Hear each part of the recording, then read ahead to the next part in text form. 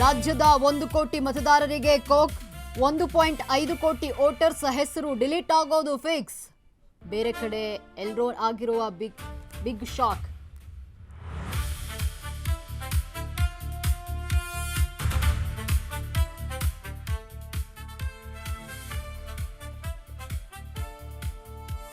ಅನ್ನದಾತರ ರಕ್ಷಣೆಗೆ ನಮ್ಮ ಸರ್ಕಾರ ಬದ್ಧ. ನಾನು ರೈತನ ಮಗನೇ ಎಂದ ಡಿಕೆಶಿ. ಕರ್ನಾಟಕ ಬಂದ್ ವಾಪಸ್ಸಿಗೆ ಸಿಎಂ ಮನವಿ.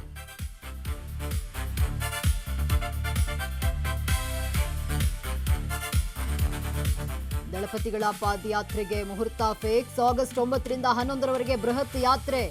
ಸರ್ಕಾರದ ವಿರುದ್ಧ ನಿಖಿಲ್ ಕುಮಾರಸ್ವಾಮಿ ರಣಕಹಳೆ.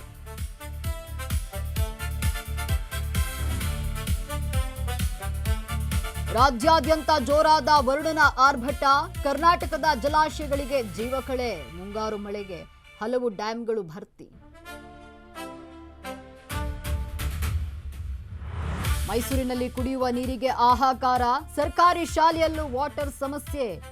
ಮಕ್ಕಳೇ ನೀರು ತರೋ ದೃಶ್ಯ ಮೊಬೈಲ್ನಲ್ಲಿ ಸೆರೆ.